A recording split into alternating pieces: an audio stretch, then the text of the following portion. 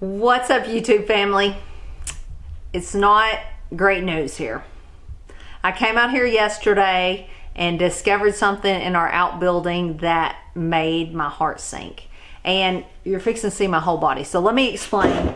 Yes, I do have my pants rolled up this far. That's because we are living in a muddy mess. And another funny story, we always take Ben's flip-flops. It drives him absolutely nuts. So one of the kids bought him a pair of flip-flops for Christmas, and Emily printed off a BV on her Cricut, and we actually hot glued it to these flip-flops so that no one would take his flip-flops. It would say they were Ben's, but it hasn't bothered us to wear the BV flip-flops. So we're still wearing his flip-flops. But let's get over here. I'm going to show you what happened. So I came in to get sweet potatoes to cook for supper, and all looked fine until I started digging around for a certain size sweet potato and started taking the trays off of each other. They were kind of stacked up. They were bread trays. I showed y'all this. We've done this for years, stored them this way. But something got into them. So this was the top tray. It was about empty, but you can see all looks fine. These are all fine that were laying in here. So then I started taking the top one off, and every one of them looks like this. You can see all these trays. Something has eaten on them. Some of them are molded from where they got eaten into.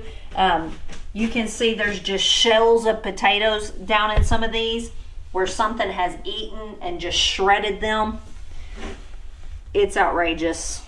So some of them did mold after they had been chewed on. Maybe some of them just molded on their own, but it's funny to me, the ones on top, and then I have some on the floor over here spread out.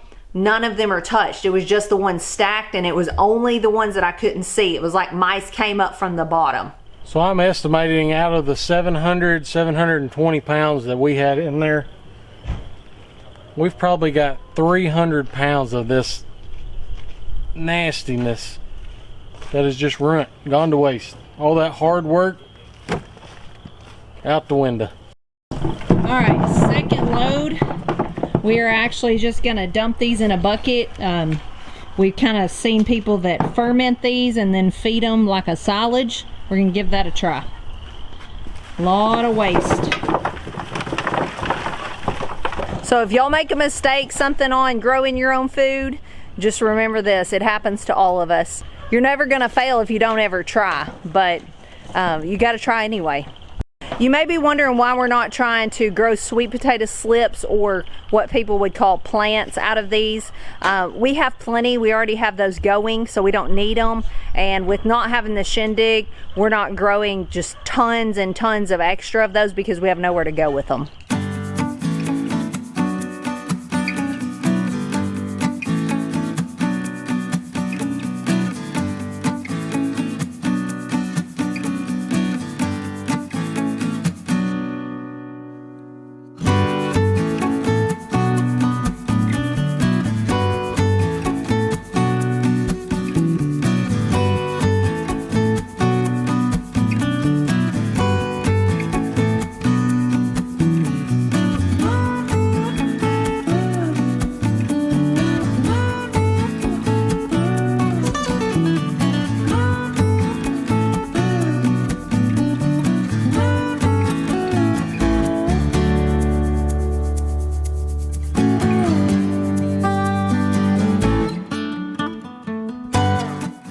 Alright, now that that nasty job's over with, it's kind of sad losing all that.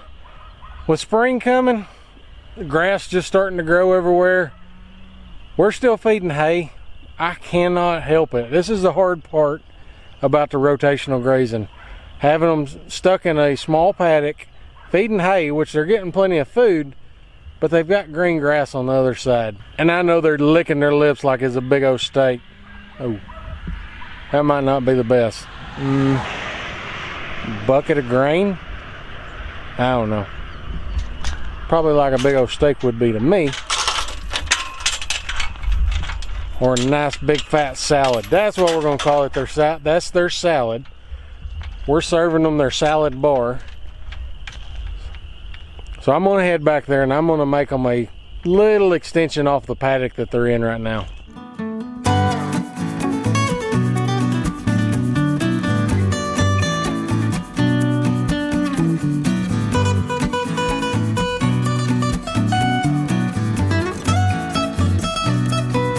All right, on rotational grazing, you're supposed to let your grass get 6 to 8 inches tall at minimum. And I know all this is not that tall, but you got some fresh, lush clover. Got some grasses sticking up through.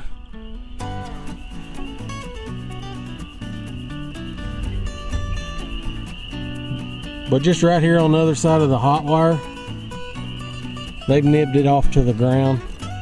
I really want to give them a little treat right now.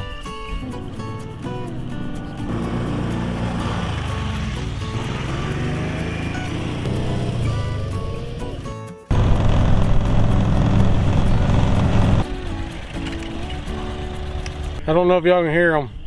They're asking or begging, please, please let us have a fresh salad bar. I'm gonna get the new Gallagher reel. I'm gonna get it put together. Well, I'll say put together.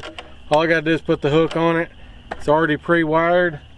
Attached to here, run across there and put a few stakes up. They'll be out here in about 5 minutes. Go ahead and wire this insulated handle on here real quick. This is the Gallagher turbo wire. It's a really, really good conductive wire.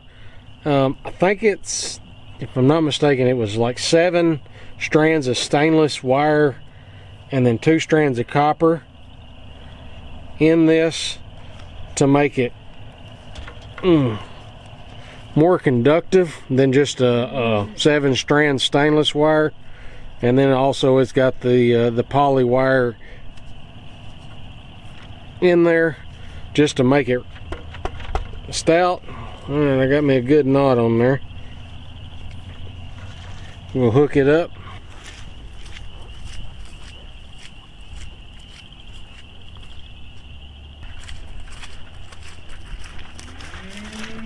Alright, I don't know if y'all can hear me very well because them bawling. Don't blame them. They probably want some fresh grass. I messed up.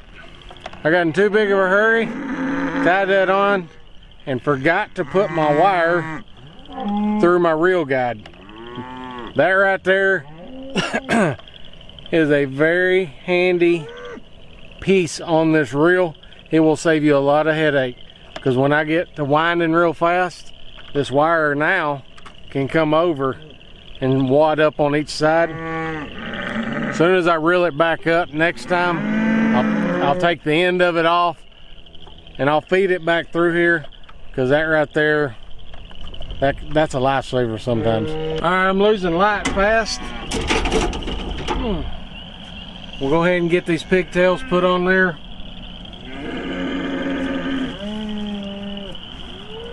So hopefully y'all can see the cows come through.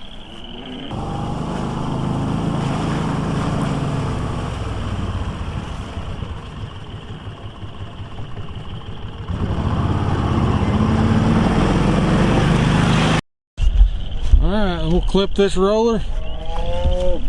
Let's clip this reel up here.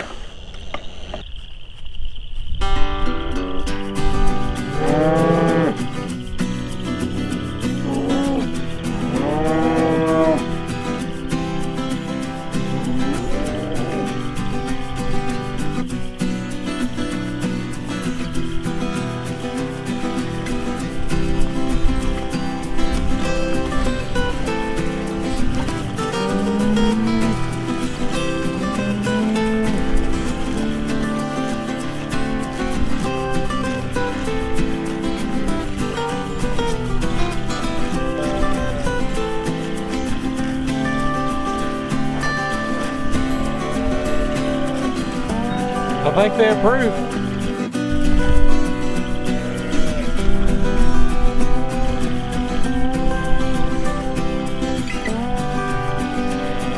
Alright, it's getting dark out here.